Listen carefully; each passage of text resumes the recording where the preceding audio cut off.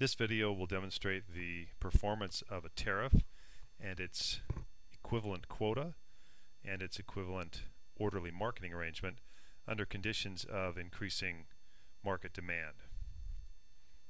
We'll assume to begin with that this is a small country, and so there will be no effect on the world market price PW as shown in the diagram. It will stay at PW. So to begin with, we'll draw in a tariff of some arbitrary size here. Let's suppose the tariff is this size here, and because this is a small country, we of course know that this will be then the domestic price under the tariff. Okay. Now we're going to mark the equilibrium quantities demanded here under that tariff.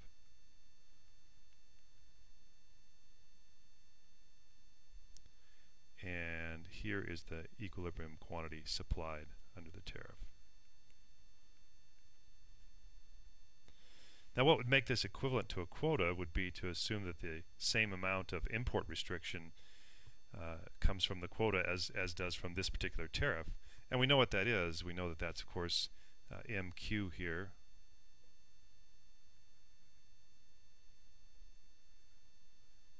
And so that's the quota restriction we know that would be equivalent to that tariff.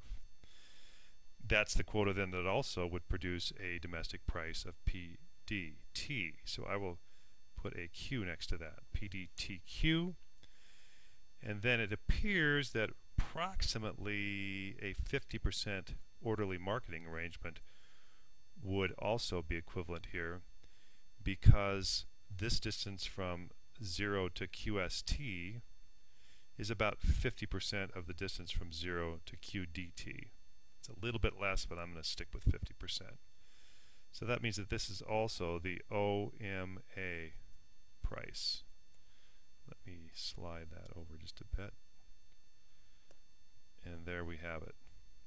So that's the starting point. And those are equivalent policies. And we've noted then that the OMA sets the quantity of imports, call it import OMA, divided by total demand equal to 0.5 or 50%. So a 50% orderly marketing arrangement, a quota of size MQ, or a tariff of size T, which is shown here of course, are equivalent in terms of their import restriction. So what we want to do now is shift the demand curve to the right. And to do that, I'll just copy paste, and we'll move that out to about, that looks good. We'll call that D1. And so we've gotten this rightward shift in the demand curve. That could be for any of the normal reasons, perhaps a increase in consumer incomes, or any of the various reasons that can shift demand curves. Well, we notice right away that the tariff is fixed at T, and the tariff is going to cause a new equilibrium in the market at this point here. The tariff allows the entire increase in demand to come in as new imports. And so we'll mark that off as QDT prime. That's the new tariff amount of quantity demanded. The quota behaves quite differently. In fact, it appears to move to about this amount here. That's the same quota as before. In other words, I'm going to get a little bit of an increase in quantity supplied to here. And so this will be QS Q prime. And I'm going to get a little bit of an increase in the quantity demanded, but not as much as I would have had under the tariff. So this is my quantity demanded with the quota.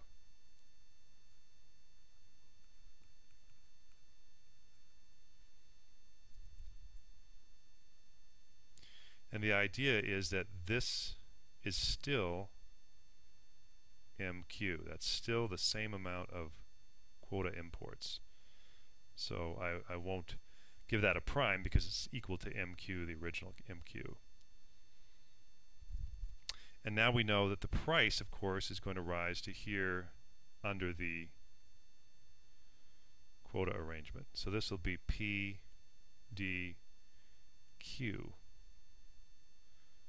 prime.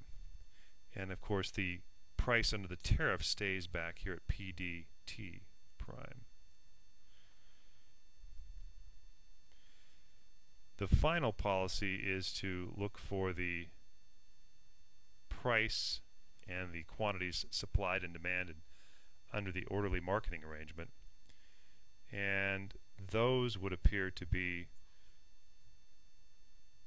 approximately at the same position of the PD prime Q. So in my particular drawing I would call this PD prime OMA, assuming again that this distance here is 50% of this distance here, and it looks to be that it is.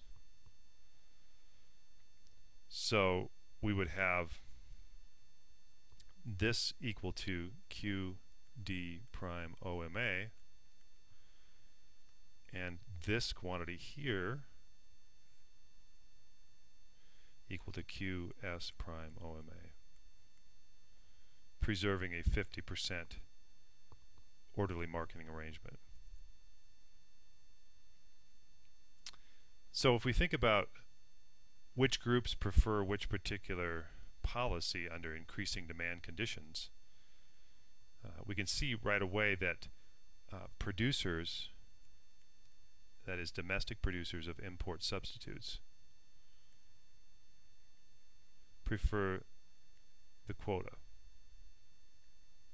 or the OMA in this case. And that's because there's an increase in the quantity supplied domestically, and secondly because imports equal MQ. They don't change.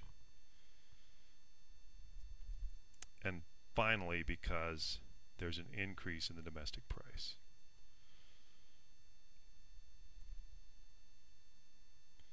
That gives the producers area A, of course.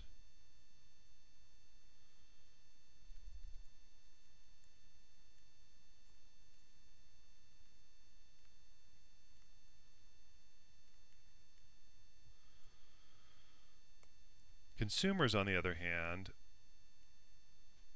are going to prefer the tariff.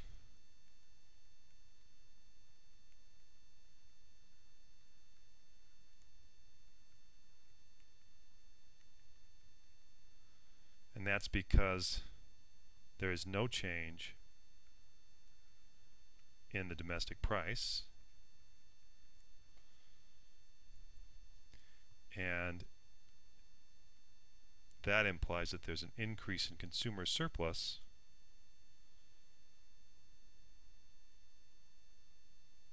that would be the area, and I'll label it just for fun here, we'll label it G and H. They have the same price PDT that they had before, but they get the area between the two demand curves down to the same domestic price PD. So that would be G and H and I and J.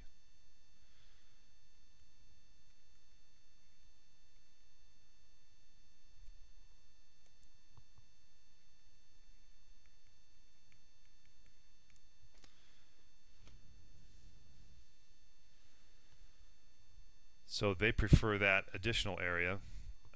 Note that actually the net gain is only G and H, because I and J would be available to them even above the higher quota price PDQ. So even though they gain that, their net consumer surplus gain involves only G plus H. I plus J would come to them even with the higher price. And if we think about the government is going to, depending on whether the government is auctioning off the licenses for the quota rights, if they're not, which is the normal case for the United States, the government would probably prefer the tariff, because there'll be an increase in tariff revenue, which will be equal to areas. Here, I'll just shade that actually. The tariff revenue increase would be this area here.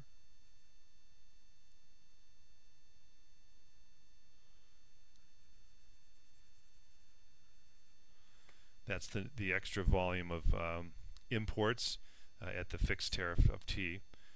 And so that area is new tariff revenue to the government.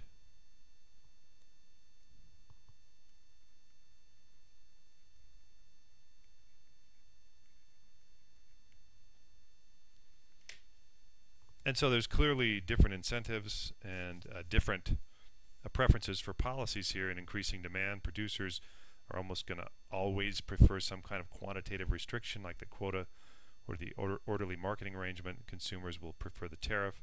Government, to the extent that it's getting no revenue from the quota or OMA policies, would prefer the tariff as well. And there are other examples of this. We did one in class where we changed the world price instead of increasing demand and examine the policies. And you should also examine a policy of increasing or decreasing supply with these various policies. Set them up as equivalent to begin with, and then shift the supply curve one way or the other.